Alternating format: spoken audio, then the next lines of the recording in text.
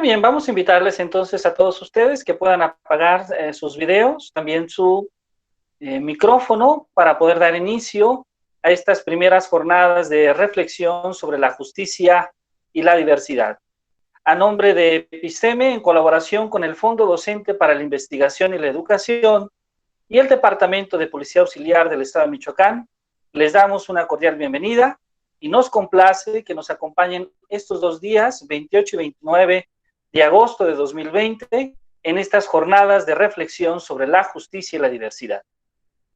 Para dar entonces comienzo formal a nuestras jornadas de reflexión sobre la justicia y la diversidad, tenemos el gusto de que nos acompañen 2 personalidades muy conocidas justamente en este ámbito. Por una parte, la maestra Heréndira Noemí Ramos, quien es asesora de la presidencia del Tribunal Electoral del Poder Judicial de la Federación, también es miembro de la Comisión de Derecho Internacional de los Derechos Humanos y ha sido abogada en la Suprema Corte de Justicia de la Nación.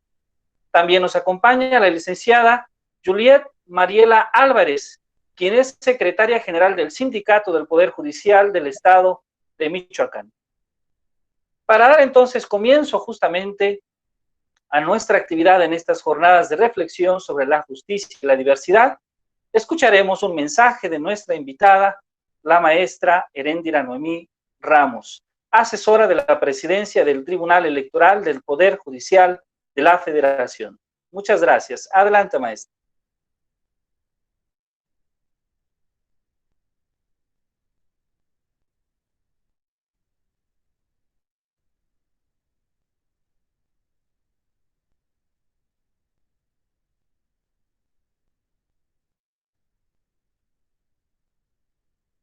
Maestra Heréndira Noemí Ramos, ¿sí se encuentra ahí?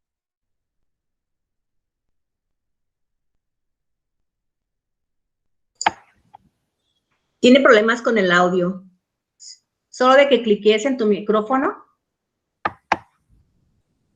¿Perdón?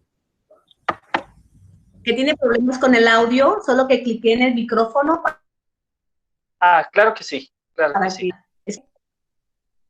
A ver, vamos a pedirle a la maestra que pueda dar clic justamente en su audio. Permítame un momento, por favor.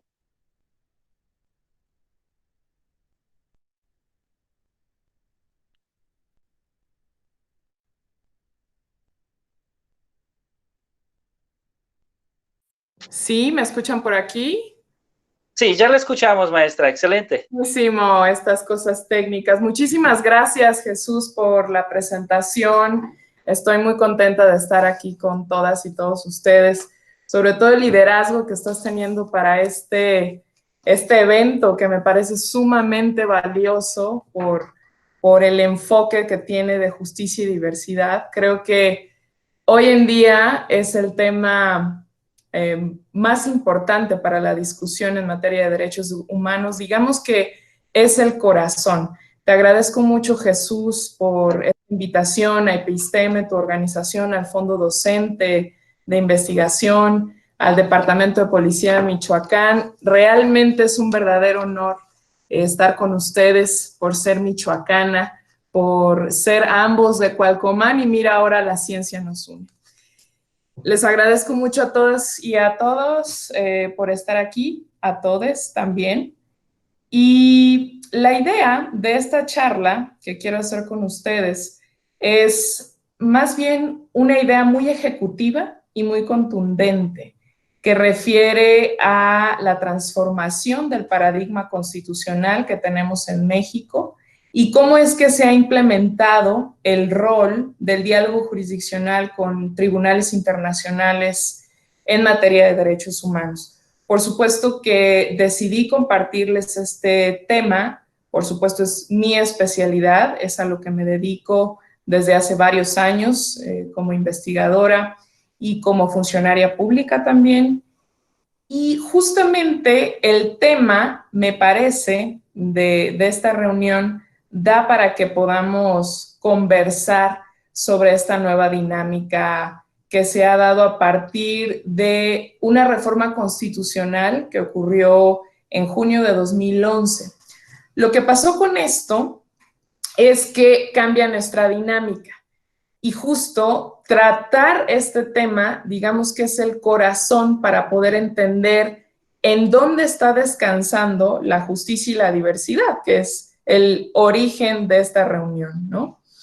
Entonces, justamente lo que pasa en nuestro país a partir de 2011, digamos ya 9 años de esto, es que nuestro sistema jurídico se transformó de ser un sistema positivista, legalista, legicentrista, a ser un sistema que busca real justicia.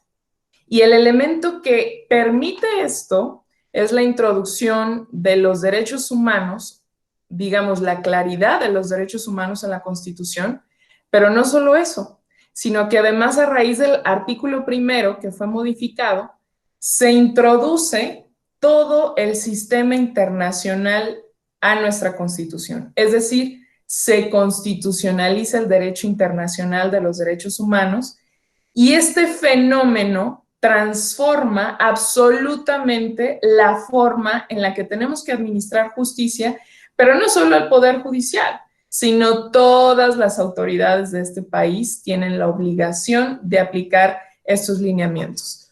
Lo que ocurre es que algunos podrán decir, bueno, el derecho internacional ya estaba ahí, ya hemos firmado tratados internacionales desde antiguamente y tal. La diferencia consiste en que estos son tratados de derechos y tratados de derechos humanos, pero sobre todo lo que ocurre es que lo que hace esta reforma constitucional es traer los derechos humanos que se contengan en tratados internacionales, pero no solo tratados de derechos humanos. Ahí hay una diferencia muy importante. Es decir, podemos hablar de algún tratado internacional, por ejemplo, de relaciones consulares, que en esencia no tiene el objeto de protección de derechos humanos, pero algún artículo por ahí contiene un derecho a la asistencia consular. Eso ya es un derecho humano. Entonces, lo que hacemos es recoger los derechos humanos contenidos en tratados, pese a que los tratados no sean, su objeto y fin no sea de derechos humanos específicamente. Entonces, al traer todo este sistema, por supuesto que también en ese artículo 1 se ponen algunos elementos de interpretación o hermenéuticos con los que la interpretación conforme y el principio pro persona juegan una dinámica muy interesante, porque al traer estos principios, el sistema de jerarquía de normas en el que nos encontrábamos se destruye. No significa que la supremacía constitucional se haya desaparecido, de ninguna manera.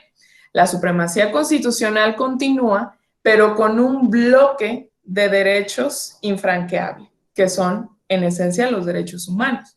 Entonces, con el principio pro persona, lo que tienen que hacer las autoridades, tenemos que hacer las autoridades, es buscar la norma o la interpretación que más beneficie a las personas.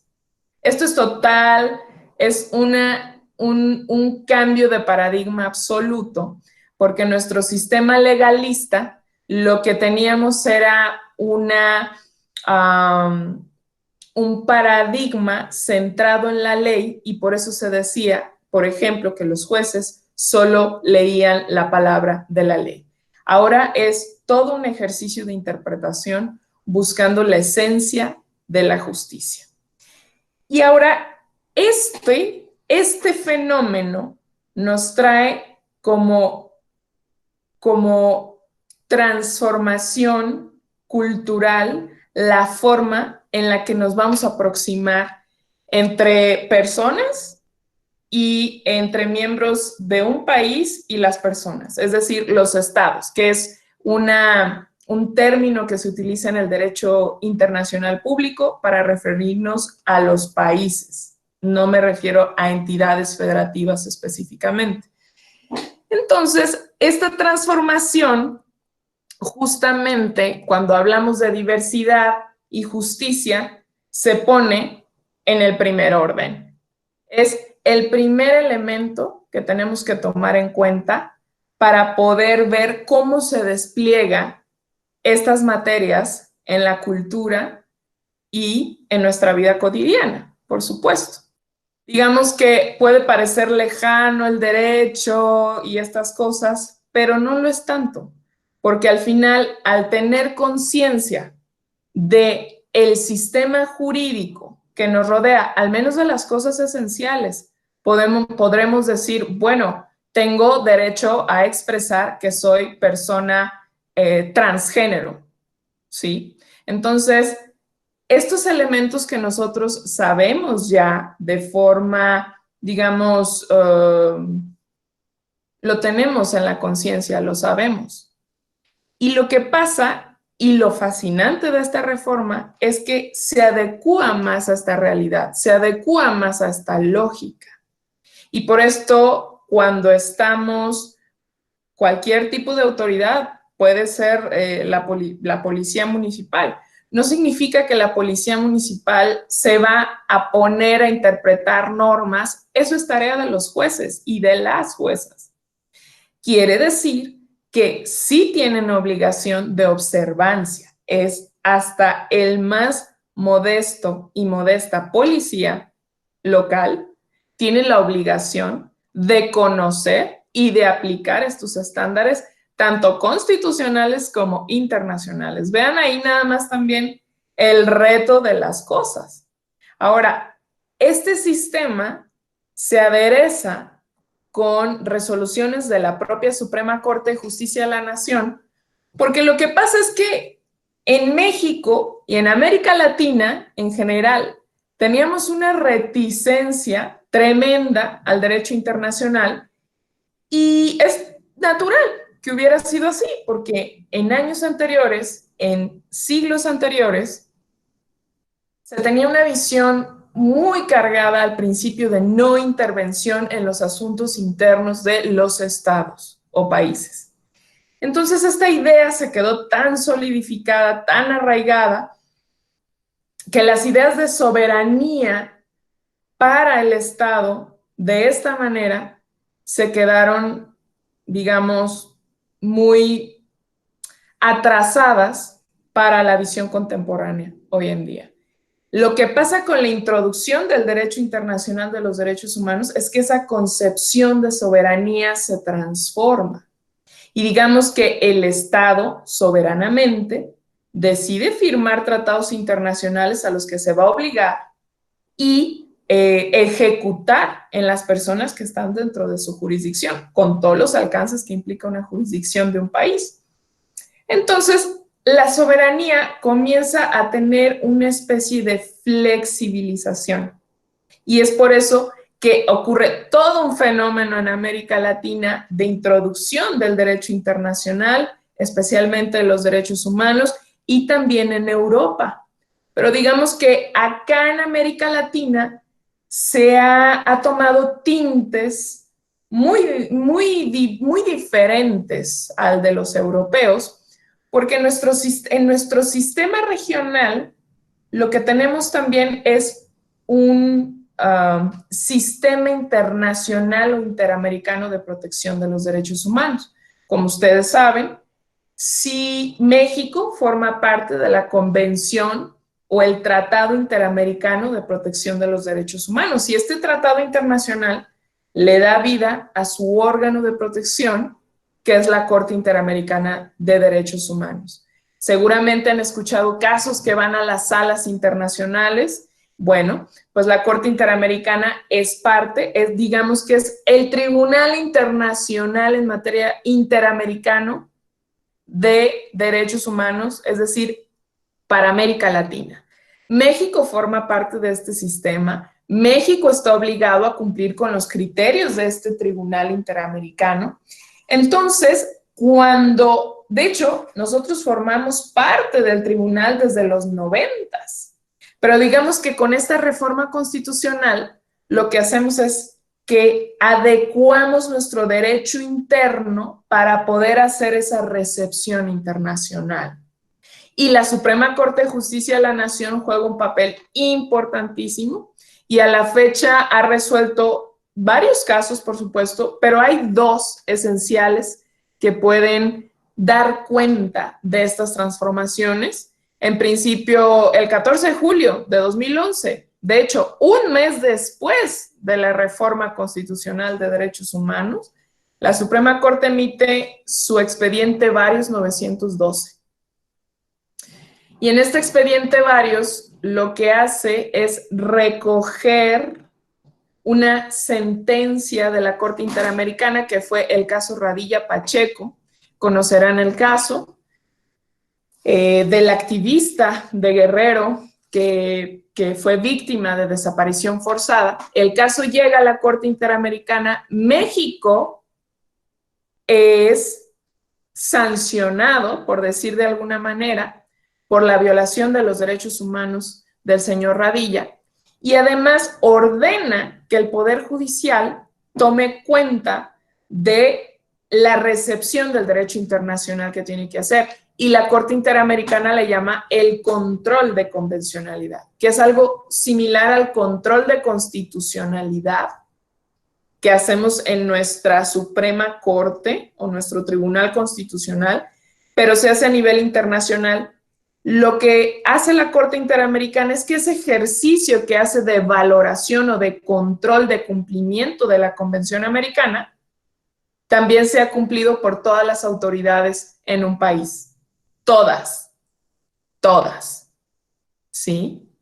Entonces, cuando llega esta resolución a México, la Suprema Corte lo resuelve y dice, caray, ahora tenemos una reforma constitucional de derechos humanos que nos obliga de forma clara a esto, y además, ¿cómo vamos a aplicar esa obligación de parte de la Corte Interamericana? Y la Suprema Corte hizo un avance fascinante, súper progresista con este Varios 912, porque lo que hace es recibir el criterio de la Corte y decir, en efecto, nosotros estamos obligados a aplicar este criterio, y además en el expediente Varios es donde por primera vez abre al control difuso de constitucionalidad y convencionalidad a todos los jueces de este país. Eso quiere decir que ahora el juez de Colima, digamos, Manzanillo, Colima, está obligado y obligada, si es jueza, a aplicar los estándares constitucionales e internacionales en materia de derechos humanos. Como ustedes saben, antiguamente no se le permitía a un juez local acceder a la Constitución Federal por las reglas de jerarquía que existían. Ahora, en materia de derechos humanos, están obligadas y obligados los jueces a hacer este ejercicio. Entonces, a raíz de este expediente Varios, se transforma la visión totalmente, o sea, va aunado la reforma más esta resolución de la Corte. Algo que fue atrasado en esta resolución es que se dijo que las sentencias en las que México no hubiera participado en el litigio internacional ante la Corte Interamericana serían solo orientadoras. Y esto, pues, es contrario al derecho internacional de los derechos humanos, absolutamente. Pero por fortuna, en 2013 emitió su contradicción de tesis 293, y que déjenme contarles que la contradicción de tesis 293, paradigmática para el país, fue promovida por un brillante abogado que tenemos en Michoacán, el doctor Gumecindo García, que está en la Universidad Michoacana San Nicolás de Hidalgo, que le envío un saludo si llega a ver esto. El abogado puede ver que hay una contradicción de criterios con diferentes tribunales en relación con cuál es el alcance del derecho internacional, por decirlo de forma muy sencilla. Y la Suprema Corte de Justicia de la Nación resuelve que en efecto había una contradicción, y lo que hace es corregir lo que le faltó a la Varios 912, diciendo que México está obligado a todos los criterios contenidos en sentencias de la Corte Interamericana de Derechos Humanos, porque en esas sentencias lo que hace la Corte Interamericana es hacer interpretaciones de la convención a la que está obligada México, ¿no? Y de esa manera es como la Suprema Corte limpia, digamos, ese hierro que tuvo al principio y establece esa obligatoriedad, además de que deja muy claro que tenemos un bloque de constitucionalidad en México en materia de derechos humanos, constituido por tratados internacionales y la Constitución. No me voy a alargar más en esto, es un tema enorme. Sí quise llamarles la atención sobre este punto, porque ustedes están en el proceso de tener conferencias sobre justicia y diversidad. Vaya cosa. Creo que este tema es importante que lo tengan en la mente, porque es en el sistema jurídico en el que descansa y justamente ese nuevo diálogo jurisdiccional que tenemos con cortes internacionales y nacionales, no solo en México, sino en América Latina, marca una plataforma para la exigencia de nuestros derechos. Y por eso el activismo tiene un papel importantísimo para la llegada de litigios estratégicos a las cortes, a la Alta Corte Nacional y a la Corte Internacional. Pero al final la idea de todo esto, y como ustedes lo están pudiendo ver, es que de pronto digamos, no podemos saber todo este rollo jurídico, pero podemos ver cómo se está transformando la cultura. Hoy ya no es aceptable discriminar a una persona afrodescendiente. No es aceptable discriminar a una persona por su orientación sexual o de género o por su cualquier categoría, ¿no? Nunca ha sido aceptable la discriminación. Lo que quiero decir es que ustedes pueden observar que hoy en día la sociedad estamos mucho más conscientes de esos elementos y destruimos a través de las redes sociales y de los medios masivos de comunicación a aquellas y a aquellos que se atreven a vulnerar derechos humanos de personas. Por supuesto que tenemos un chorro de prejuicios todavía, pero digamos que quienes lo tenemos ya le pensamos un poquito, porque gracias a la conciencia colectiva estamos permeando todo este conjunto de diversidad y de justicia, que es la idea con todas estas reformas constitucionales y toda esa introducción del derecho internacional. El objetivo central de todo esto es que nosotros despertemos a la conciencia de respeto y dignidad, precisamente para tener una vida armoniosa, una vida de respeto y en la que realmente se ejerza la justicia. Y aquí justo es donde podemos ver cómo nuestro papel, es decir, ya estamos dejando de ver jerárquicamente, ay, los jueces, ay, el presidente, estamos perdiendo, por fortuna, esa visión de jerarquías y de que nosotros estamos desempoderadas y desempoderados, pues ya no es así. Vean ustedes el caso George Floyd en Estados Unidos de discriminación a personas afrodescendientes y eso ha movido un movimiento, ha hecho un movimiento mundial contra la discriminación y en México el clasismo, ¿verdad? Entonces, estos son ejemplos, quería transmitirles lo que yo considero es el soporte del tema que están desenvolviendo para estas sesiones y de esta manera les agradezco la invitación nuevamente y que estén aquí disfrutando de aprender y despertar en conciencia. Muchas gracias. Muchísimas gracias, maestra. Ha sido un gran placer escucharte. Muchas gracias por acompañarnos y nuevamente muchas gracias por estar esta tarde. Si está de acuerdo, entonces vamos a invitar a la licenciada Juliet Mariela Álvarez, quien es secretaria general del Poder Judicial del Estado de Michoacán, que nos comente algunas palabras para iniciar formalmente nuestra jornada. Adelante, licenciada. Muchas gracias. Hola, ¿qué tal? Pues muy buenas tardes. La verdad, súper interesante lo que nos acaba de comentar la licenciada Heréndira. Pues tantas fechas que nos dio y tantos datos, la verdad es que sí, muy importante tu participación, maestra. Muchas gracias. Muchas gracias, licenciada. Qué placer. Y para, pues, iniciar, yo no voy a dar la cátedra como la dio la maestra Heréndira, que domina muy bien el tema. Yo me voy a basar nada más en pequeños ejemplos. Primeramente, agradecerles nuevamente la invitación. Para mí, la verdad, un gusto.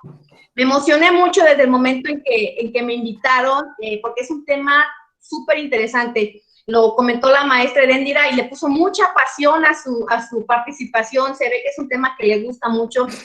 Y aparte es un tema que está ocurriendo en el momento y que está como en su auge total. ¿Sí? Lo que es la justicia y la diversidad. Pues miren, déjenme platicarles, les voy a platicar un poquito de mí, no para protagonizar o exaltarme el ego, simplemente también para tratar un poquito de ejemplificar con ejemplos a lo mejor más sencillos, lo que es un poquito como yo veo lo que es la diversidad y la justicia en estos ámbitos, ¿sí? Por ejemplo, yo tengo... Como trabajadora del Poder Judicial del Estado, tengo 23 años y 8 meses. ¿Sí? El área en la que yo me he desenvuelto más ha sido en la materia civil, familiar y mercantil. Y uno de los retos que como institución tenemos es el procurar justicia, ¿sí? A todos los usuarios, o sea, a todos los diferentes, a esta diversidad de usuarios que recurren al Poder Judicial precisamente pidiendo justicia, ¿no?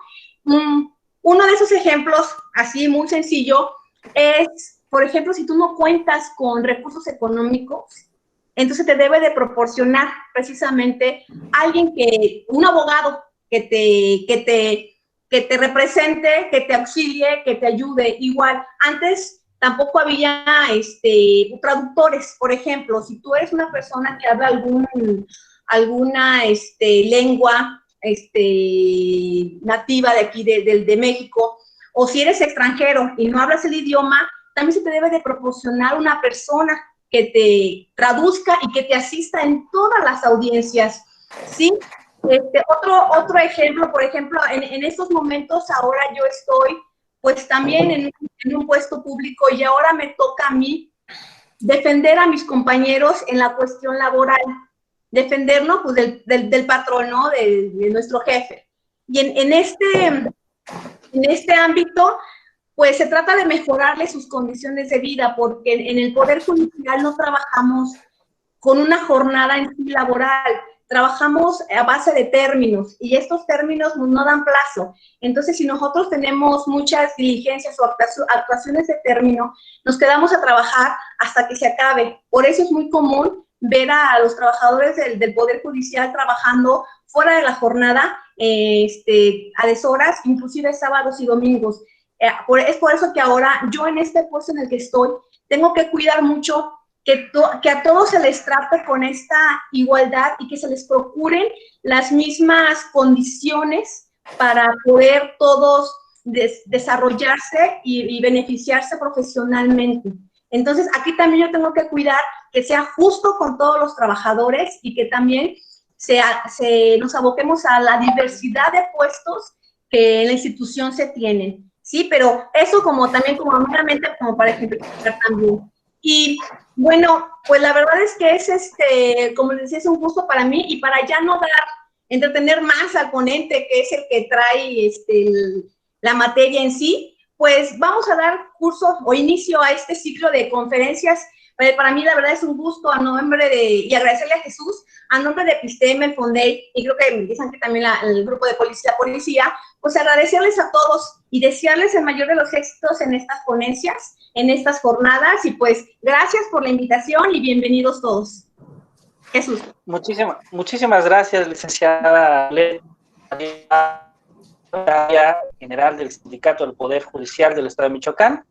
Agradecemos también al licenciado Sergio Arturo Calvillo Corral, subdirector de profesionalización de la Policía Auxiliar, quien gentilmente nos ha apoyado en la gestión para poder llevar a cabo estas jornadas.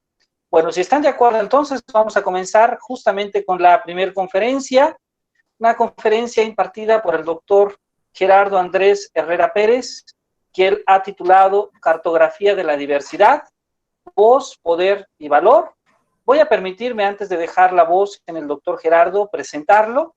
Él es licenciado en Derecho por la Universidad Autónoma Metropolitana, maestro en Ciencias de Desarrollo Rural por la Universidad Autónoma Metropolitana, doctor en Política, Gobernabilidad y Políticas Públicas por la Universidad Nueva España, y debo decirlo con mucho gusto y con una gran felicitación, desde el día de hoy, doctor en Ecoeducación por el Instituto Universitario Puebla. Ha sido ganador de la Presea Michoacán al mérito en los derechos humanos 2012-2013, la Presea Profesora María Guadalupe Ayala en el 2014, la Presea al Mérito Ciudadano en el 2014, la Presea al Mérito Vasco de Quiroga 2014, en reconocimiento al mérito de atención a los grupos vulnerados. Es coordinador de estudios, divulgación y capacitación de la Comisión Estatal de los Derechos Humanos. Y bueno, nos complace mucho que esta tarde nos acompañe el doctor Gerardo Andrés Herrera Pérez. Doctor Gerardo, dejamos entonces la voz en usted. Muchas gracias. Gracias, Jesús. Bueno, yo quiero primero felicitar a quienes me antecedieron en la palabra, a la maestra Heréndira y a la licenciada Julie. Muchas gracias por esas palabras tan precisas, tan contundentes, de qué es lo que está haciendo el Poder Judicial, pero me llama la atención lo que tú dijiste, Julie. Tú dijiste algo que mucha gente lo dice, pero siempre en el sigilo. La gente del Poder Judicial no tiene vida. Su vida está dentro de la institución. Se resquebraja el proyecto de familia. Y entonces me parece que hay mucho que hacer todavía en los poderes judiciales, tanto el federal como en los locales, porque la familia no puede quedar a un lado cuando son ustedes los que están trabajando para fortalecer, para llevar a cabo y asegurar los derechos humanos.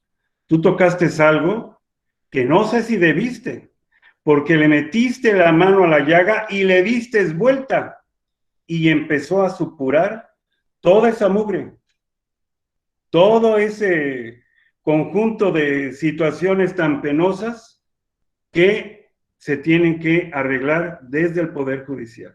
Bien, pues muchas gracias a ambas por esas reflexiones, todas ellas contundentes y todas ellas muy precisas.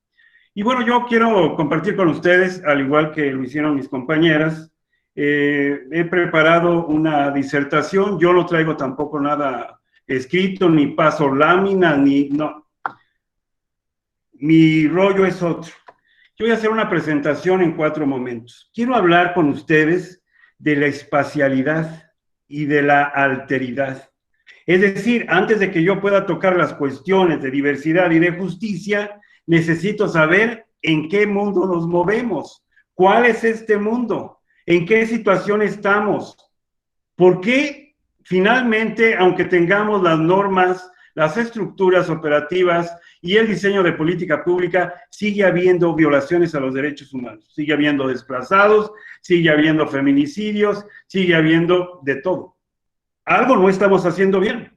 Y eso que no estamos haciendo bien es justamente estas cuestiones que podrían sustentarse sobre estos 2 paradigmas, uno que tiene que ver con diversidad y otro que tiene que ver con justicia. Bueno, entonces quiero hablar acerca de la espacialidad, quiero hablar de los espacios públicos y privados, quiero hablar acerca de la alteridad, quiero hablar acerca de la centralidad.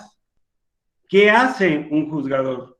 ¿Qué hace un maestro dentro de una escuela? ¿Qué hace un padre de familia dentro de su espacio, tanto privado como público?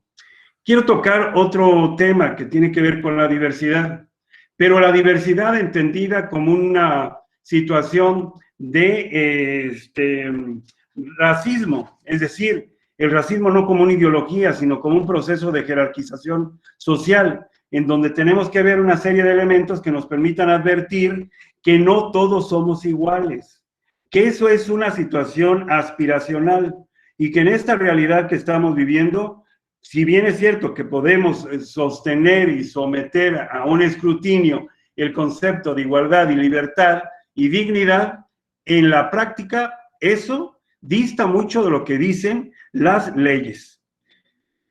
La otra parte que yo quisiera tocar con ustedes tiene que ver justamente con la justicia. Pero los juzgadores también, al igual que nosotros, tienen ideologías. Todos. No hay ningún juzgador ni ningún servidor público que salga de su casa con un chip que diga libre de ideologías. Es decir, con una construcción de discurso público en respeto a los derechos humanos, en igualdad y no discriminación, en perspectiva de género, en cuestiones de discurso de la paz y de interculturalidad. No, eso no es así. Y no es así, y eso nos debería también de darnos una intencionalidad de poder comprender qué es lo que está pasando entonces con el servicio público. Necesitamos entonces una resignificación en la construcción de un discurso público que nos haga comprender la importancia que tiene no cambiar un chip. El chip, dicho de otra manera, esto si me lo hubieran dicho mis papás hace años, cuando yo era joven, pues ni sabían ellos que existían los chips. Pero hoy, bueno, sabemos perfectamente a qué me estoy refiriendo, pero no me puedo cambiar ese cassette o ese chip, porque esas ideologías y esa manera de actuar ya me la pusieron y es con la que he vivido. Y entonces son cosas que tenemos también que atender. Y bueno, y finalmente algún par de conclusiones que me gustaría compartir con ustedes y que esto nos diera la oportunidad de 2 o 3 cosas que sí podemos hacer en términos del servicio público, en términos de ser humanos, de ser personas, de ser ciudadanos o de ser sujetos sociales. Bien. La primera parte que yo quisiera comentar con ustedes es esta posición, es una posición que se utiliza desde el discurso educativo y este pronunciamiento lo hace un señor que se llama Carlos Escliar. Una gente que habla acerca de la alteridad. ¿Qué es la alteridad? La alteridad no es otra cosa más que visibilizar al otro. Visibilizar al otro te permite entonces interactuar. Pero muchas veces en el espacio público, en esta espacialidad, muchas veces nadie estamos dispuestos a observar y a darle visibilidad al otro.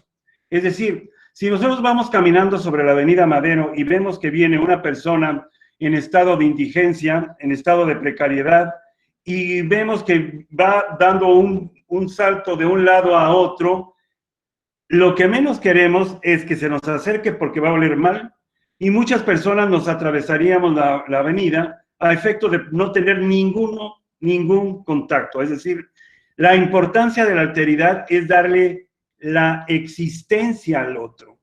Cuando nosotros no hacemos alteridad con el otro, que puede ser diferente, estamos invisibilizando.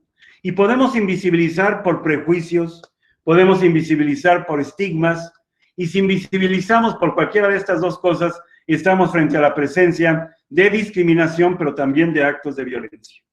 Porque violentamos la dignidad humana de una persona sin siquiera reconocer en ella que puede tener algún problema en lo cual nosotros ni podemos atenderlo, porque a lo mejor no es nuestra obligación, pero que tampoco le damos la oportunidad, ni nos damos la oportunidad de, cuando menos, decir existe. Porque cuando decimos que existe, en ese ejercicio también existimos nosotros. Cada vez que negamos al otro, nos estamos negando a nosotros mismos, porque finalmente el otro es el que nos da la posibilidad de encontrar este diálogo. Y en este diálogo la alteridad es sumamente importante. Bien, entonces, la alteridad se da justamente en procesos de espacialidad. ¿Pero qué es la espacialidad? La espacialidad siempre recurre a un centro. Las personas hacemos centralidad, es decir, La centralidad que podemos tener dentro de un juzgado es el juzgador, es el juez. Dentro de una aula, pues sería el maestro. Dentro de una escuela, sería el director. Dentro de una casa, bueno, podría ser el padre, o podría ser la madre, o el hermano mayor. El que hace espacialidad siempre o genera acciones de jalar hacia él en un reconocimiento de que tú y yo somos pares, o al contrario, tú y yo no somos pares, y entonces te aviento a las fronteras y no permito que tú estés cercano a mí. Y hoy lo que estamos viendo es justamente un proceso que tiene que ver con este ejercicio de hacer centralidad y de hacer exclusión en términos de lo que no creemos que sean nuestros pares, y que en todo caso hacemos y ejercitamos esta acción que también podemos de hacerlo a un lado, como yo lo comento, con por ejemplo las trabajadoras sexuales de Carrillo, las mujeres trans que están allá en el triangulito. Las personas generalmente pues no irían para allá si no tienen a nada que ir. Sin embargo, a alguien que pase en el carro y que vea a otra persona que está ahí, no se la va a acabar. ¿Por qué? Porque hacen centralidad también. Entonces dicen, no, él no, o ella no, porque finalmente está en un ejercicio que no me permite ser par. Y el no permitirme ser par, lo único que me permite es excluirla, violentarla o discriminarla. Entonces, como vemos que es muy importante que en esta relación siempre hay dos sujetos. Está por un lado la mismidad, yo, y por el otro lado está la otredad, el otro. Sin embargo, tampoco tomamos en consideración al otro que no es humano. Es decir, en una relación de cosmovisión y en una realidad planetaria, no solamente estamos los seres humanos, sino que hay un conjunto de seres vivos que tiene que ser tomado en consideración para poder entender esta dialogicidad. Es decir, si yo soy la mismidad, reconozco en el otro la otredad, es el otro, pero también reconozco que existen otros elementos como seres vivos que son la otredad que no es humano, el otro que no es humano. En este ejercicio de mismidad y otredad, la mismidad siempre va o por un lado a incluir o por el otro a excluir. Es decir, la centralidad está jugando un papel fundamental en el ejercicio de la inclusión y la exclusión. Incluyo a mis pares, incluyo a quien tiene las mismas ideologías, incluyo a quien tiene el mismo sistema clasista, racista, incluyo a aquellos que tienen estas mismas ideologías con las cuales yo convivo, y excluyo a aquellos que o que no las comparten o que bien forman parte de eso que yo no acepto, que yo no incluyo y que además desprecio. Este ejercicio, bueno, lejos de poder generar condiciones o muy buenas condiciones, lo único que está haciendo esta centralidad, esta espacialidad, es jerarquizar. Es decir, las cuestiones de racismo, no es la ideología como tal en el racismo no existe. El racismo es una estructura que permite hacer jerarquización social. Y el racismo, a partir de esta jerarquización, excluye a lo que no es igual. Entonces, hoy decía la maestra Heréndira de los dos casos de afrodescendencia que se han dado en los Estados Unidos y toda la estela de violencia que se ha generado por esta situación. Y ahí nos queda más que claro que en este proceso de traslado de la modernidad, es decir, cuando pasamos de la Edad Media a la modernidad, pareciera ser que la modernidad es entendida desde otra perspectiva. Y la modernidad no es exactamente como todo el mundo piensa, bueno, pues son sociedades ya avanzadas con tecnología. No, la verdad no. Las sociedades modernas tienen una visión eminentemente jerárquica, eminentemente de sometimiento, control y disciplina de los cuerpos, y aquellos cuerpos que no logran ser normales y que son considerados como anormales. Por eso es tan importante, antes de poder siquiera hablar de diversidad, tomar en consideración estos elementos de espacialidad y podernos darnos cuenta que en un ejercicio de cartografía social no es lo mismo lo que sucede en la Ciudad de México que lo que sucede, por ejemplo, en el mismo Guadalajara o en el mismo Monterrey, a lo que podría suceder en la parte sur del país, todo lo que es la península, Quintana Roo, Yucatán. Bueno, efectivamente, hay una diversidad que nos permite entender en esta posición de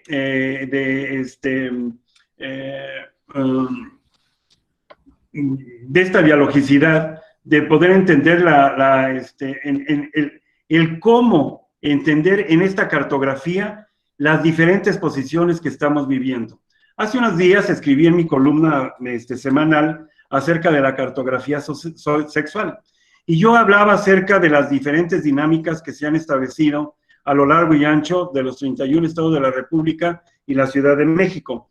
Y yo hablaba acerca de la importancia de tocar temas relacionados con la sexualidad, como el PIN parental, como las cuestiones del registro de la modificación de la identidad de género en un acta de nacimiento, el matrimonio igualitario, el concubinato igualitario, las cuestiones de adopción, las cuestiones de libre desarrollo de la personalidad a partir de los niños que se asumen ya como niñas, aún con esta visión de siendo niños, se asumen como niñas. Y yo decía que había verdaderamente identificar esta cartografía, había estados que estaban en avanzadas, como el caso del Estado de México y el caso de Michoacán, en donde a mí me tocó empujar todo el modelo de diversidad sexual aquí en Michoacán, y otros estados que siguen peleando, como en el caso de Yucatán, que no quiere pasar lo de matrimonio igualitario. Entonces aquí nos podemos dar cuenta que son las propias estructuras de poder avasalladas con estas ideologías misóginas, machistas, clasistas, racistas, xenófobas, homófobas, de lesbofobia, de homofobia, de transfobia, los que no permiten un avance. Entonces, a la luz de hacer una cartografía, pareciera ser que tenemos dinámicas totalmente diferentes. Una cosa es lo que dice la ley, la norma, otra cosa son las modificaciones constitucionales del 2011, y otra cosa es lo que estamos viendo que está sucediendo en toda la geografía de la República Mexicana, donde estas cuestiones lo único que están haciendo desde el poder público es que no pasen las cosas, porque claro, hay una cuestión que tenemos que analizar, que lo voy a ver ahorita en la diversidad, que tiene que ver con una dicotomía. Esa dicotomía tiene que ver con un sistema de género, y el sistema de género tiene que ver con un androcentrismo, tiene que ver con un sexismo y con un rol y una identidad de género, en donde solamente está la existencia de un hombre y una mujer.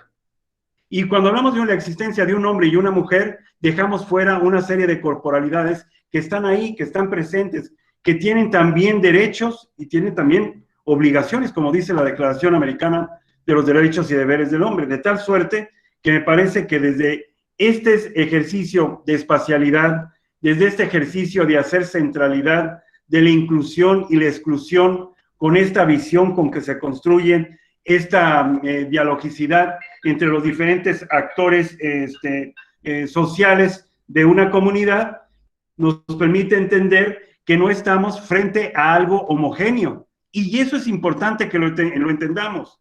No podemos hablar ahorita de una cuestión homogénea, porque finalmente lo que somos heterogéneos. Cuando uno hace una reflexión acerca de lo que es el ser humano, es la persona, es el ciudadano y es el sujeto social, nos damos cuenta perfectamente que una misma corporalidad puede jugar diferentes roles. Por ejemplo, si yo me refiero a una persona indígena, y esta persona indígena puede tener también infecciones de transmisión sexual, puede ser una persona que vive con VIH, puede ser una persona que tiene discapacidad, puede ser una persona que vive en precariedad. Es decir, una misma corporalidad puede tener diferentes aristas, porque lo que nos ha planteado el discurso, incluso el de los derechos humanos, a homogenizar, cuando tenemos justamente que plantearnos que vivimos en una heterogeneidad y en una diversidad social social, cultural y sexual, que nos permite entender, entonces sí, estos planteamientos de libre desarrollo de la personalidad, este planteamiento de igualdad y no discriminación, este planteamiento del derecho a tu dignidad humana, entre otros. Pero dejemos estos tres ahí como base de estas situaciones. Entonces, esta parte de la centralidad me parece muy, muy importante, porque mientras no desmontemos, no descolonicemos, no hay un proceso de descolonización del pensamiento, difícilmente vamos a poder transformar estas realidades en realidades que permitan que los derechos humanos se abracen profundamente a todas las personas. Recordemos simplemente que todavía en 1948, cuando nace la Declaración Universal de los Derechos Humanos, todavía existían comunidades negras que estaban siendo sometidas y controladas. Y entonces la pregunta era, ¿esta declaración era solamente para el occidente? ¿No tocaba a otros? No, todo lo contrario, porque los derechos eran occidentales, eran universales, eran interdependientes, eran progresivos, y todavía vemos la cantidad de pobreza que existe en este mundo. Entonces, sí creo que esta parte es muy importante para poder entender lo que significan las cuestiones de diversidad. Entonces, un ejercicio de una manera rápida. Yo lo primero que tendría que comentar cuando hablamos de diversidad, que hay tres tipos de diversidad. Puede haber más, pero centrémonos en tres. Hay una diversidad social. ¿Por qué? Porque tenemos una jerarquización social. No todas las personas viven en condiciones de no pobreza. Al contrario, viven en diferentes estructuras de pobreza, de precariedad, frente a otras que tienen más o menos completados sus niveles de vida. Y frente a un 1% de la población que lo único que tienen, que están concentrando prácticamente toda la riqueza de esta humanidad. Entonces, sí vemos que lo primero que nos tiene que quedar claro es que una parte es hablar acerca de este proceso de jerarquización en términos de la fragmentación que tiene actualmente la sociedad.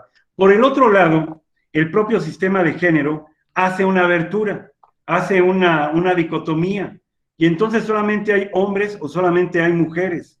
Y bajo esa dinámica es que se habla siempre de la mujer o del hombre, cuando tendríamos que hablar de mujeres y de hombres en distintas posibilidades. ¿Por qué? Porque simplemente hay mujeres que no son heterosexuales, que son lesbianas, pero hay también personas que en términos de la sexualidad, esta diversidad, que pueden ser también, tener estas dos posibilidades de ser heterosexuales, pero también tener este gusto por la homosexualidad, de tal suerte que pueden voltear a cualquier lado y todo les va a gustar sin ningún problema. Pero finalmente, esta visión con la que se construye la identidad de género, que es una cuestión de más o menos de los años 50 del siglo pasado, está fundamentada desde una teoría biologicista, de una diversidad, de una diferencia de cuerpos, y que esta diferencia de cuerpos es lo que hace que un hombre tenga actividades de protección y de proveeduría frente a una mujer que va a tener solamente acciones de cuidados dentro del hogar.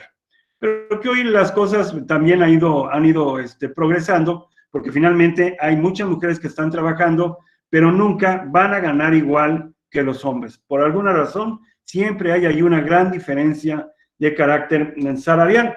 Entonces, esta dicotomía la vemos que se repite a lo largo y ancho de muchas cuestiones. La pobreza, hay pobres y ricos, hay buenos y malos. Y así vayan ustedes sacando, como dice Pierre Bourdieu, y siempre vamos a tener ahí una dicotomía que evita la visibilidad de todo lo que está en medio de lo bueno y lo malo. Los claros oscuros no aparecen. O eres bueno o eres malo. Finalmente me parece que eso tampoco es así. Pero sin embargo, para muchas personas, eso pareciera ser que es lo importante, lo que construye, lo que permite hacer este planteamiento de la diversidad. Sin embargo, estos procesos de homogenización lo único que hacen es invisibilizar, y esa invisibilidad lo que genera son mecanismos de opresión. Pero vean ustedes esta situación que también me parece sumamente reveladora. Las sociedades, para poder hacer que una persona se someta al imperio de las cuestiones normativas, tiene mecanismos de opresión o marcos ideológicos de Estado. De tal suerte que desde el Estado se generan una serie de estructuras operativas, de instituciones, para que desde ahí se instrumente el diseño de la política pública en la sociedad.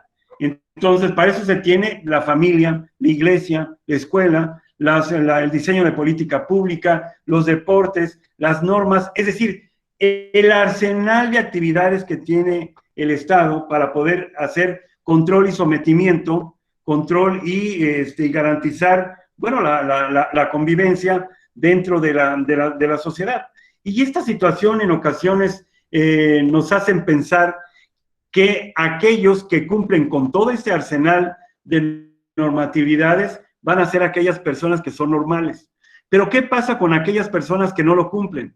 Por ejemplo, aquella persona que se niega en el ejercicio de su rol de género, teniendo una vagina, a ser femenina, y que dice, no, yo quiero ser masculina, porque las vemos, sabemos quiénes son y dónde están, las conocemos. Entonces, esta parte, la sociedad las va a calificar como anormales. Pero si los juzgadores, si los maestros, y los servidores públicos no tienen claro y preciso la importancia del respeto a las diferencias, entonces pueden ser presa fácil todas estas personas de que puedan ser objeto de violaciones a sus derechos humanos. Y entonces, esto es el Estado. Pero a esas personas anormales también les caen mecanismos de opresión por el otro lado, por parte de la sociedad. ¿Cuáles son estos mecanismos de opresión? Primero, las invisibilizan. No existe, y lo que no está, no existe, y lo que no existe no tiene derechos. Que por muchos años le hicieron esto a la comunidad lésbico-gay. Durante 500 años se los hicieron a los afrodescendientes. Hasta apenas hace un año fue que hicieron modificaciones a la Constitución para poder incluir en el artículo 2 todo lo relacionado con las cuestiones de afrodescendencia. Y sin embargo las metieron en las cuestiones étnicas, indígenas, cuando debieron haber hecho un párrafo específico, porque ellos tienen una connotación y una construcción distinta totalmente, porque ellos no nacieron aquí, no eran originarios de aquí, y ya han mantenido sus propios usos y costumbres del África. Entonces, pareciera ser que también ahí hay algo y hay una situación que también habría que revisarse. Pero, aparte de la invisibilidad, se genera el estigma. A estas personas siempre se les calificó como de segunda. A las personas que son, que tienen una orientación sexual distinta a la heterosexual, también se les estigmatiza, se les prejuicia. A quien vive con VIH se le prejuicia, a las personas que ejercen el trabajo sexual se les prejuicia. Es decir, todo lo que no está sometido a una dinámica normativa, que no vive la normalidad y la naturalidad, es sometido a estas dinámicas relacionadas con los mecanismos de opresión. Y entonces viene la discriminación, estos actos que generan mecanismos para evitar que se les pueda dar o otorgar sus derechos humanos. Y una vez que se les impide el acceso a los derechos humanos, los estamos excluyendo y los estamos violentando de sus derechos. Pero no solamente eso, viene después la violencia. Si no se someten al imperio de las normas sociales y de las normas jurídicas, entonces viene la violencia. Y vienen los actos como de acoso escolar, como los que vemos de bullying contra los niños gorditos, contra los niños que tienen una orientación sexual distinta a la heterosexual. Bueno, pues ahí tenemos violencia. Y después de la violencia, ¿qué viene? Pues viene la muerte, viene el feminicidio, viene el crimen de odio, y vienen todas estas cuestiones que nos parecen que son terribles. Entonces, aquí no es solamente venir a decir que es una cuestión que hay diversidad. No, entremos a las tripas del asunto y digamos que la diversidad genera mucho escozor entre la sociedad, genera un escozor en esta visión judío-cristiana sobre la cual ha sido montada esta visión occidentalista que vivimos aquí desde el siglo XVI, desde la conquista hace 500 años, y que ha permanecido durante todo este tiempo, y que hoy, bueno, pues gracias a los movimientos sociales, después de la Segunda Guerra Mundial, es que, ya cuántos años, prácticamente, estamos hablando de 70 años, es que puede haber cambios, pero los cambios que se han venido haciendo no son cambios totalitarios, son avances muy pequeñitos que han durado muchos años y que aún todavía el Estado mexicano le sigue debiendo a las poblaciones, por ejemplo, afrodescendientes incluso, a las poblaciones que tienen orientación sexual distinta a lo heterosexual, a las poblaciones trans que estaban invisibilizadas y que solamente se podían dedicar a trabajar en cuestiones de sexoservicio, de show business, o bien a cortar cabello en alguna estética, cuando pueden tener otro tipo de ocupación y otro tipo de formación para poder mejorar su calidad de vida. Por eso yo digo que cuando hablamos acerca de la diversidad y cuando tenemos que recurrir a ella, sí nos tiene que quedar claro que esta dicotomía está planteada desde el sistema de género. Si bien es cierto que hay un avance significativo por parte de las feministas, de Rita Segato, de Marta Lamas, y de muchas otras, de Teresita de Barbieri, de muchas otras mujeres que han empujado de veras muy fuerte el hecho de que se puedan reconocer los derechos de las mujeres. Tan es así que tenemos estas posiciones de las compañeras que me antecedieron en la palabra y no tenemos allá dos varones. Y yo aplaudo esa situación también de las instituciones, que den la oportunidad de poder participar de una manera más progresiva a las mujeres, que les den los puestos de dirección y que les den el acceso a la toma de decisiones para poder mejorar las condiciones sobre las cuales está montado y está sentado esta manera en la que convivimos. Hay otra cuestión que yo quisiera compartir con ustedes, que tiene que ver con el derecho a la diferencia.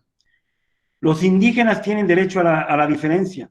Sin embargo, y desde luego, las personas con discapacidad también deberían de tener ese derecho.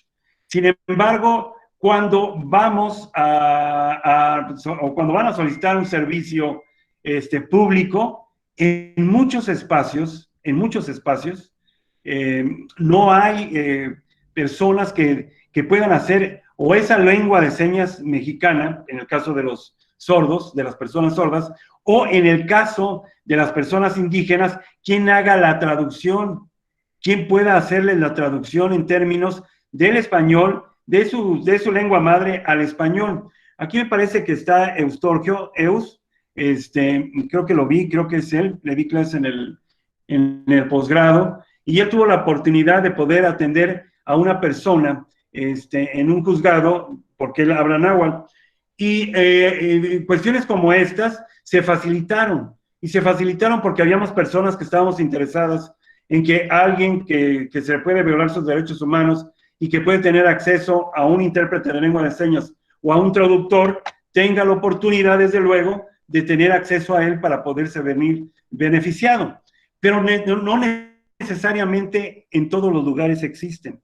Y, por ejemplo, hoy en la educación, pese que hay modificaciones al artículo 3º constitucional, que hay modificaciones a la Ley General de Educación del 30 de septiembre de 2019, que en mayo se hizo las modificaciones y hay una nueva ley de educación aquí para el estado de Michoacán, sencillamente seguimos viendo que no en todos los sistemas de comunicación, por ejemplo, hay un intérprete de lengua de señas, es decir, se invisibiliza.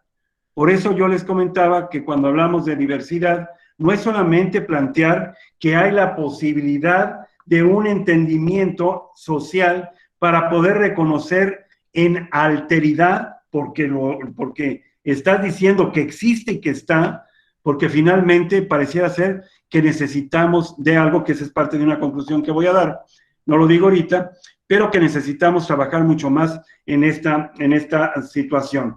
Pero tal cual como yo lo he planteado, como he venido señalando algunas cuestiones, me preocupa cuando hablamos de la diversidad que solamente hablemos de una cuestión de diversidad humana. Y recordemos que mientras sigamos siendo antropocéntricos y no tengamos en el centro, en la centralidad, en la estructura, cuestiones de vida, siempre estaremos despreciando aquello que no es humano, lo otro que no es humano, es decir, los animales y las plantas. Y recordemos que hay mucha violencia en contra de los animales. Y ahorita, por ejemplo, en la Constitución de la Ciudad de México, los animales son considerados como seres sintientes. Incluso en nuestra propia normatividad local de la ley para evitar la violencia contra los animales, también son considerados los animales como seres sintientes. Por eso, esa parte necesitamos trabajarla, y necesitamos trabajarla dentro de un marco jurídico y dentro de las mallas curriculares de la educación, que esta es otra de las conclusiones a las que vamos a llegar. Y yo digo que no solamente basta este proceso, sino que necesitamos manejar inteligencia emocional, es decir, los hombres y las mujeres deben de saber manejar sus emociones y deben de saber manejar sus iras, porque mientras no lo hagamos, vamos a seguir invisibilizando la diversidad. Yo aplaudo que la Constitución hoy reconozca a la población afrodescendientes. No lo hizo durante 500 años, tampoco lo puede hacer por decreto, porque el hecho que esté ahí no quiere decir que la gente ya cambió. Lo único que quiere decir es que ellos lograron un cometido de estar dentro de la Constitución, como el cometido que hicieron las trabajadoras del hogar de estar dentro de la Ley Federal de Trabajo. Eso no quiere decir que las patronas, en su posición clasista, van a cambiar. Entonces, todas estas tensiones teóricas, jurídicas, sociales, tienen que ser atendidas, pero tienen que ser atendidas en un proceso de compartir todos estos escenarios desde la niñez. No puede ser de otra manera. Necesitamos seguir trabajando con los niños y con las niñas. 2 niños, uno blanco y el otro moreno o de piel negra, nunca se van a rechazar. Porque un niño no nace con ideologías. Un niño nace. Por eso no puede ser un proceso biologicista el clasismo. El clasismo y el racismo son posiciones de jerarquización construidas. Estamos hablando de procesos de construcción, como de procesos de construcción, en ocasión también pudiera ser incluso algunas cuestiones de carácter sexual, pero que no es el tema para abordarlo ni tocarlo. Entonces, desde esta perspectiva, me parece que la diversidad tiene pues estas tensiones de carácter social, de carácter cultural, pero también de carácter sexual. Y entonces, mientras no visibilicemos, no estamos haciendo alteridad. Mientras no hagamos alteridad, no vamos a hacer diálogo. Y el diálogo tiene que ser, como muchas veces lo repito y siempre lo voy a repetir, el diálogo tiene que ser horizontal, tiene que ser en complementariedad, en alteridad, y tiene que ser en ecología de saberes. Lo que sabes y lo que sé. Pero claro, como no eres igual que yo, no eres mi par, no me interesa tener comunicación contigo. Y si me interesara tener comunicación contigo, porque no me queda de otra, si acaso te saludaré. Punto. Pero no más. Es como el pariente pobre que entra por la puerta de atrás.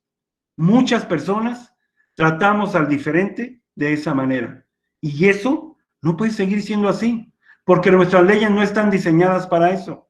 Nuestras leyes están para respetar los derechos humanos, para la igualdad y no discriminación, para la perspectiva de género, para la interculturalidad, para el discurso de la cultura de la paz, para seguir trabajando en todo esto relacionado con la naturaleza, el medio ambiente, la biodiversidad, el agua, la tierra, la luz, el aire. Bueno, necesitamos entonces reconocernos en todo esto. pero finalmente esta diversidad entre las estructuras sociales también tiene que ver con los recursos que tú tengas, porque esto también es así. Mientras unos tienen recursos y pueden hacer este modelo de estratificación, otros no tienen y tienen que someterse a esas dinámicas que les pueda ir fundamentando el propio sistema.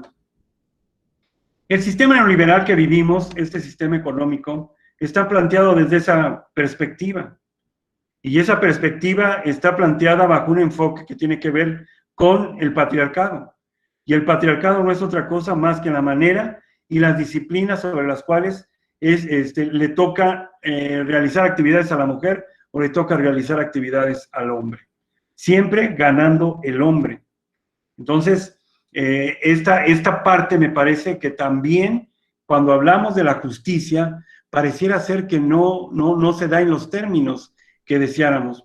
Y desde es una brecha generacional, si nos vamos allá a los pueblos antiguos, con Aristóteles en su libro de la política, en su parte tercera decía, y los hombres con racionalidad y las mujeres sin ella, como los esclavos, como los animales al establo.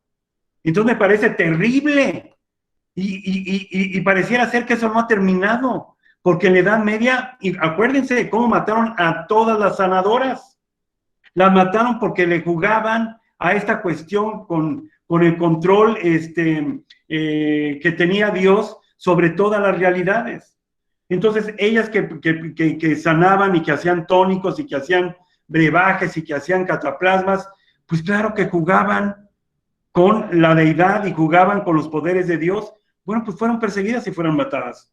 Y hoy a quienes tenemos en los hospitales principalmente, a doctores, claro, también hay doctoras, y del otro lado, las enfermeras.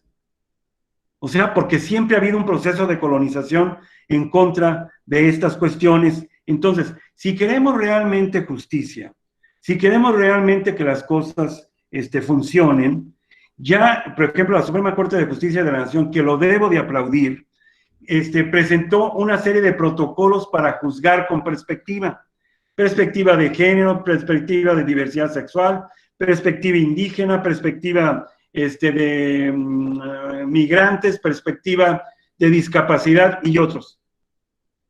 Le queda claro al Poder Judicial que es importante no solamente la norma, fíjense, esto es muy importante, que las cuestiones teóricas, conceptuales, epistemológicas, que todas las cuestiones del pensamiento de la complejidad, del pensamiento científico, pero sobre todo del pensamiento de la complejidad, el entender la transdisciplinariedad sumada a las disciplinas, a las multidisciplinas, a las interdisciplinas, para poder encontrar soluciones holísticas, sistémicas.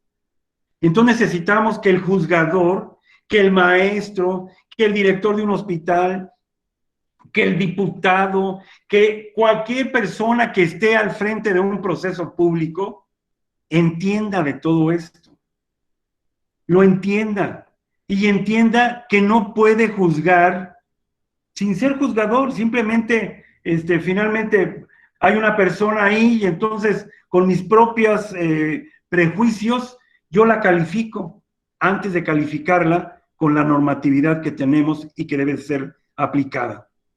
No podemos entenderlo de otra manera cuando a 2 personas en los Estados Unidos las mataron por negras. No podemos entender muchas cosas de lo que pasa aquí, incluso aquí en Morelia, del muchacho que mataron recientemente. ¿Por qué? Porque eso quiere decir que no nos queda claro la posición que estamos jugando como servidores públicos. Un servidor público tiene que saber de todo esto. Y un servidor público también tiene que saber de las sanciones que puede recibir si es que no hace eminentemente y de manera diligente la situación sobre la cual está viviendo. Hay otra cuestión que me parece también aquí importante. Del traslado de la Edad Media a la modernidad, también ahí hubo muchas cosas. Y ya Immanuel Kant nos decía, pues la capacidad de la independencia, de la autonomía en el ejercicio y la libertad para la toma de decisiones y para poder hacerlo sobre lo bueno o sobre lo malo, que son las cuestiones de carácter ético. Sin embargo, lo único que podemos apreciar y podemos ver son las grandes problemáticas sobre las cuales atraviesan los servidores públicos, porque ya vemos que su toma de decisiones no necesariamente se ajusta a sus protocolos de actuación, porque muchos de ellos ni siquiera conocen su normativa, muchos de ellos tampoco conocen sobre derechos humanos. Entonces, hay mucho que hacer y mucho que trabajar. Suena muy bonito diversidad y suena muy bonito justicia, pero eso es lo que necesitamos, un reconocimiento a la diversidad para poderles darles la oportunidad de manejarse de manera libre, pero además una justicia que le alcance a todos, no que le alcance al rico, no que le alcance al que comete corrupción, al que hace contubernios, al que hace cochupos, a que es mañoso para tomar decisiones. No, tiene que ser otro tipo de justicia, una justicia que vele por los pobres, por los más jodidos, una justicia que le dé la oportunidad a los afrodescendientes de tener un empleo, a las personas en diversidad sexual, a las personas con discapacidad. Es decir, no es solamente el discurso, porque el discurso ahí está, lo tenemos que aplicar, pero quien lo tiene que aplicar y la población, traemos un chip que está cargado ideológicamente de estas cuestiones. Entonces, yo me pregunto y les pregunto, porque ya estoy casi por cerrar, ya casi me chupé una hora. Yo me pregunto y les pregunto, ¿cuáles serían los grandes retos que tenemos? ¿Cuáles serían los grandes retos? Yo identifico 3 o 4, los comparto con ustedes y ya podemos comentarlos. Primero, me parece que tenemos que trabajar una cuestión de inteligencia emocional en donde ayudemos a las personas a evitar sus ideologías de diferente tipo, machistas, misóginas, clasistas, racistas, homófobas, xenófobas. Necesitamos entonces inteligencia emocional, manejo psicoemocional para la población, empezando desde la educación básica. Necesitamos reeducar a los adultos en un modelo que les permita establecer dialogicidad de manera horizontal.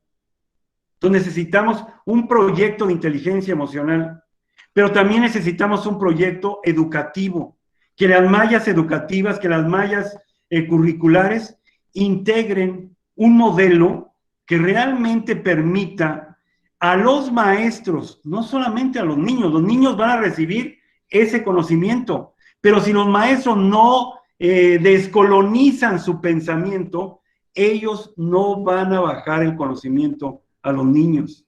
Necesitamos que los padres de familia no tengan miedo a hablar de cuestiones de sexualidad con sus hijos. Cada vez de que un padre de familia, cuando un hijo le pregunta, papá, ¿por qué es esa bandera así?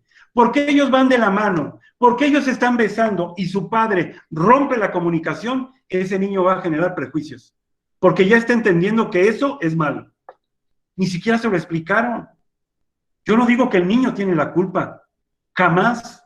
Tenemos la culpa los padres de familia que no hemos vivido en un proyecto de escuela para padres. Nadie sabemos ser padre. Nos vamos haciendo durante el transcurso de un proyecto de vida. Necesitamos entonces también una escuela para padres. Necesitamos inteligencia emocional. Necesitamos redefinir, reestructurar la construcción del discurso público, de los servidores públicos.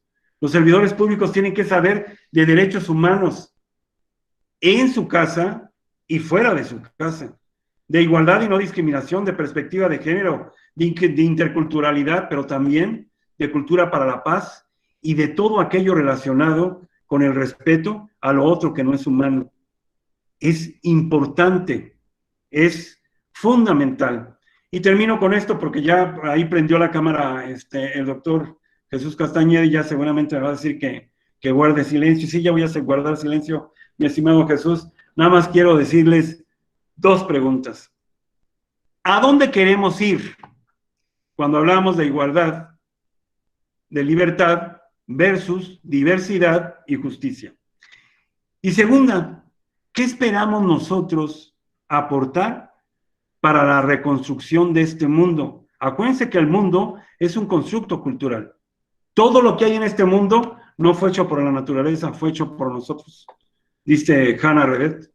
Entonces yo los invito a que pensemos qué mundo le queremos dejar a nuestros hijos, a nuestros nietos, a nuestros bisnietos. Si es este mundo que tenemos actualmente, ellos van a sufrir más de lo que estamos sufriendo nosotros. Necesitamos pensar, como dice Boaventura de Sousa Santos, pensar para despensarnos. Y yo digo, y le enmiendo la plana a mi maestro Boaventura de Sousa Santos, necesitamos no solamente pensarnos y despensarnos, necesitamos repensarnos. Necesitamos repensar este mundo en el que estamos viviendo. Necesitamos aceptar que puede haber diversidad. Necesitamos que se reclasifique el concepto de igualdad, de libertad, pero sobre todo de justicia. Justicia para todos. Diversidad en el entendimiento de un mundo en complejidad. Muy bien, pues muchas gracias a todos, a todas. Muchísimas gracias, doctor Gerardo. Hemos disfrutado mucho su conferencia. Agradecemos mucho su participación. No sé si usted nos permita dejar un espacio para atender 3 o 4 preguntas. Y entonces vamos a invitar a todo el público que nos acompaña a que a través de la sección de comentarios nos puedan escribir sus preguntas para que podamos leerlas al doctor Gerardo.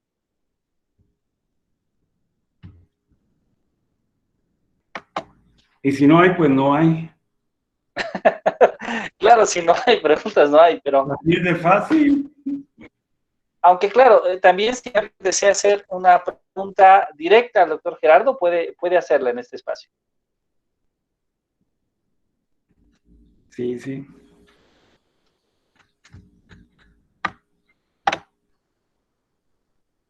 Si alguien desea hacer una pregunta, puede hacerla.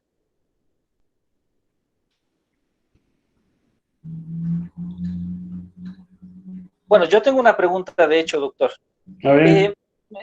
De hecho, a lo largo de varios años, por ejemplo, la Secretaría de Educación Pública nos ha hablado sobre el concepto justamente de equidad, de diversidad, de igualdad. De hecho, en el modelo educativo anterior, este modelo muy conocido popularmente por los aprendizajes clave, aparece toda una sección de este planteamiento curricular que trata esta temática. Y en el proyecto educativo actual, cuando hablamos de la educación del bienestar o de lo que comúnmente conocemos, la nueva escuela mexicana, también aparece.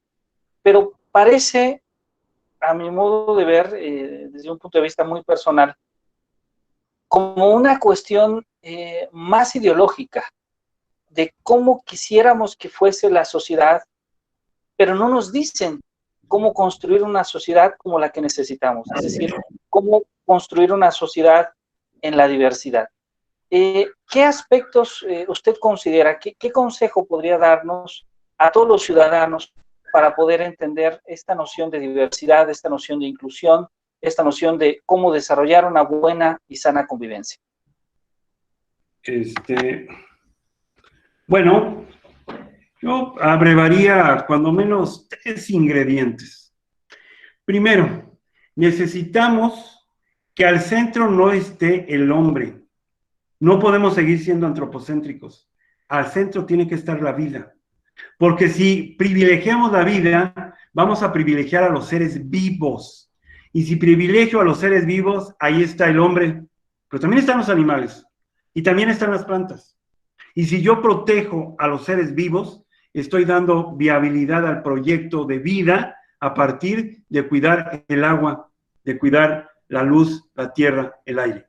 Entonces, es muy importante que nosotros nos demos a la tarea de poder comprender que al centro no puede seguir el hombre, tiene que ser la vida, primero. Segundo, necesitamos conocer perfectamente a lo que se refiere el concepto de dignidad humana. Mientras no lo sepamos, no vamos a saber en qué momento se está violentando la dignidad humana de un sujeto. Es decir, necesitamos entender también que esa dignidad humana que solamente le jala la cobija desde los derechos humanos al humano, pero que desprotege a todo lo demás, tiene que tener otra cobija. Y esa cobija tiene que ver con la espiritualidad, que además está considerada dentro del modelo. Y este modelo de espiritualidad tiene que ver con el respeto.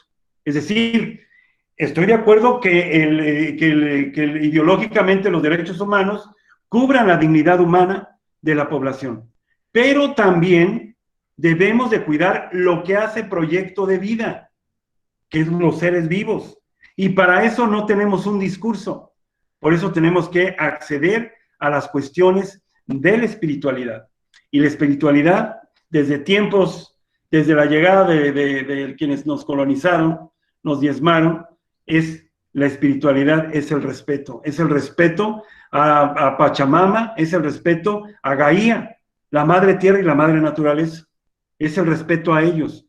Pero hoy hemos perdido ideológicamente ese respeto, porque es en el hombre al centro a quienes nos han enseñado a que podemos utilizar todo lo que venga de la naturaleza y a despreciarlo y echarlo a un lado sin el menor respeto.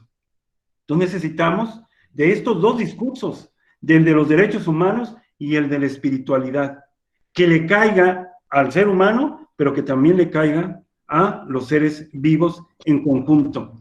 Debemos de dejar de hablar del humano y tenemos que empezar a hablar de los seres vivos, porque es la única manera que podamos entender que somos naturaleza.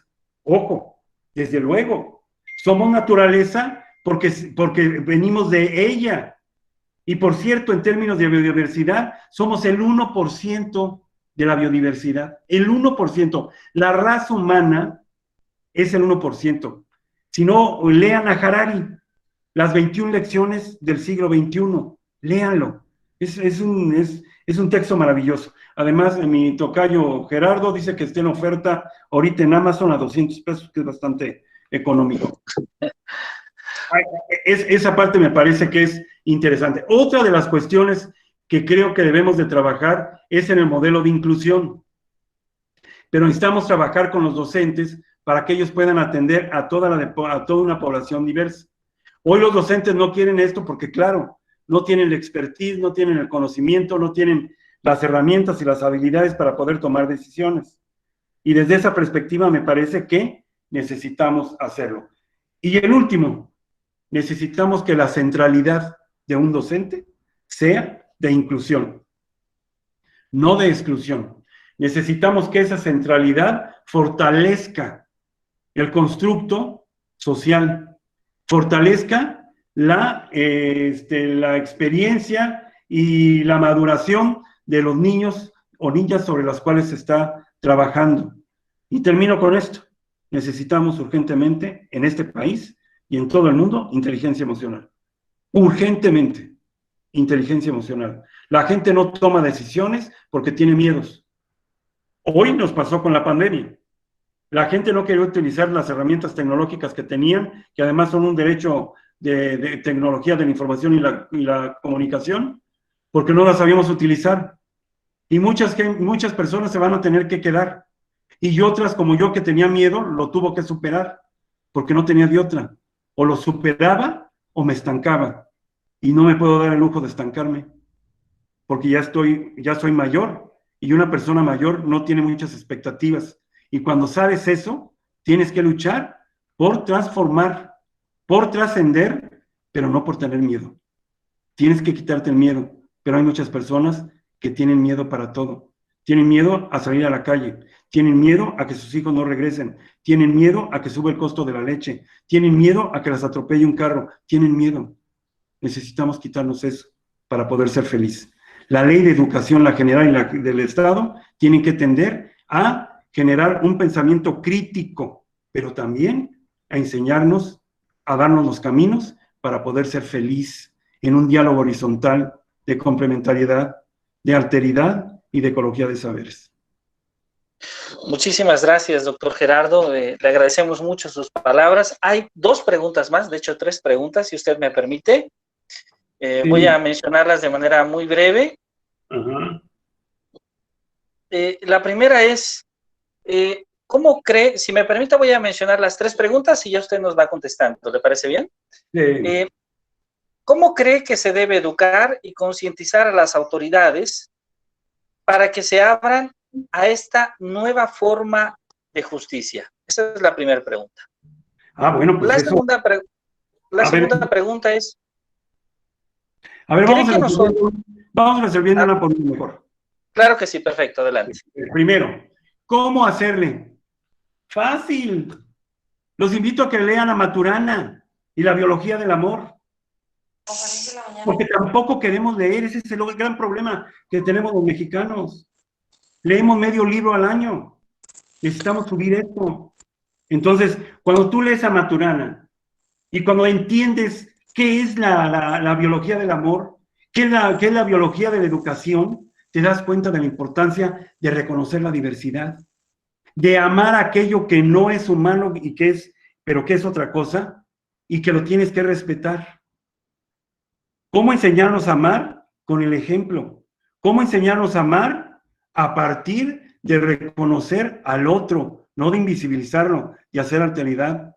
¿Cómo podemos amar? Cuando le das la oportunidad de que tu hijo hable, de que tu alumno hable, opine, y no lo colonices y le digas, no, eso no está bien, cállate, mañana, al rato, después. Al contrario, es amar en el ejemplo.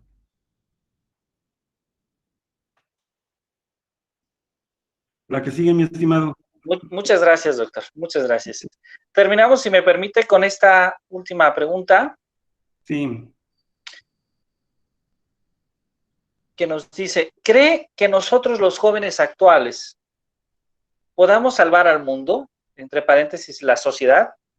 ¿De qué modo podríamos hacerlo? Bueno. Los jóvenes. Los jóvenes tienen que tener un paradigma, un modelo. Los jóvenes, para empezar, les tiene que quedar claro que hay 17 obstáculos que vive la humanidad. Y esos obstáculos están diseñados en la Agenda 2030, los Objetivos de Desarrollo Sostenible. Entonces, si a un joven le queda claro estos 17 problemas, y si un joven, como decía Tomás Adorno, en las cuestiones relacionadas con la inteligencia, instrumental, los jóvenes tienen que transitar de una inteligencia instrumental a una inteligencia crítica para poder determinar el rumbo que van a seguir. Pero recordemos que vivimos en una sociedad de hiperconsumo, vivimos en una sociedad hedonista, narcisista, en busca del lujo, en busca del placer, en busca del lujo, en busca de los valores líquidos, como dice Bauman y Gilles Lipovetsky. Entonces, lo que necesita el joven es evitar todos estos marañas de cosas que lo atan, lo someten, lo controlan y lo disciplinan para ser el esclavo, les llamo yo, el esclavo del consumo. Pregúntense cada uno de ustedes ahorita en este momento, ¿cuántos pares de zapatos tienen las compañeras que están aquí? ¿Cuántos pares de faldas? Y pregúntense los compañeros que están aquí, ¿cuántos tenis tienen? ¿Cuántas cachuchas? Es decir, tenemos por demás lo que no debemos de tener, pero eso significa placer. El hedonismo es placer, el placer por la droga, por el sexo, por las marcas, por acumular. Y hemos perdido la brújula cuando nuestros valores son líquidos, cuando deberían de ser sólidos, porque un valor líquido es inmediato y efímero. Es ahorita, cuando llegan a los antros, lo que primero que quieren ver es con quién van a estar esa noche, a quién van a besar, a quién le van a tirar el rollo. No están pensando con quién van a interactuar, con quién van a bailar. Yo no digo que todos, pero hay una gran cantidad de personas que hoy están vinculadas a las adicciones. Y no solamente a las adicciones de manera negativa, sino a muchas otras adicciones que no son necesariamente adecuadas para los jóvenes. Los jóvenes no son el futuro. Esto dice Maturana, que no hay ni futuro ni pasado, es tu presente. Los jóvenes son este presente, y en este presente los jóvenes tienen que sacar adelante sus proyectos, sus emprendurismos, y tienen que entender que no tienen otra posibilidad. O la hacen o van a vivir totalmente en la desesperación, en la precariedad, en la vulnerabilidad, porque no van a tener ninguna oportunidad. Si estudiando no se tiene, no estudiando y ejerciendo estas cuestiones que tienen que ver con el hedonismo, que además se pueden vincular con los 3 delitos más graves de carácter internacional, con la trata de personas, con el tráfico de armas y con el tráfico de drogas. Entonces lo que necesitamos es jóvenes fortalecidos, jóvenes trabajando en un proyecto de vida, jóvenes cercanos a sus padres, a sus familias, jóvenes en cohesión social, jóvenes en confianza con su familia, jóvenes con identidad, porque no los queremos sin identidad, jóvenes generando valores, jóvenes haciendo convivencia, pero no fumando marihuana, ni fumando hielo, ni metiéndose líneas de cocaína. Lo que necesitamos es espacios para que puedan jugar deporte. Lo que necesitamos es espacios para que puedan disertar, para que puedan cantar, para que puedan disfrutar de la vida desde otra perspectiva. El diseño de la política pública para los jóvenes está atado al deporte, a la cultura, al estudio, a su formación. Ese es el diseño de política pública que necesitamos para que los jóvenes sean el presente y para que los jóvenes en el presente no se nos vayan de la mano y tengan que morirse por un pasón o tengan que morirse por arrancones o tengan que tirarse de un puente porque su corporalidad es tal que no saben ya lo que están haciendo. Los jóvenes no solamente es el futuro, eso lo tenemos que descartar. Los jóvenes son ahora, en este momento, y los abrazo y los reconozco. Y entiendo yo la necesidad que hoy tiene este país de hacer lo mismo, de abrazarlos y reconocerlos. Muchas gracias, doctor Gerardo. Ha sido un gran placer. Tenemos más preguntas.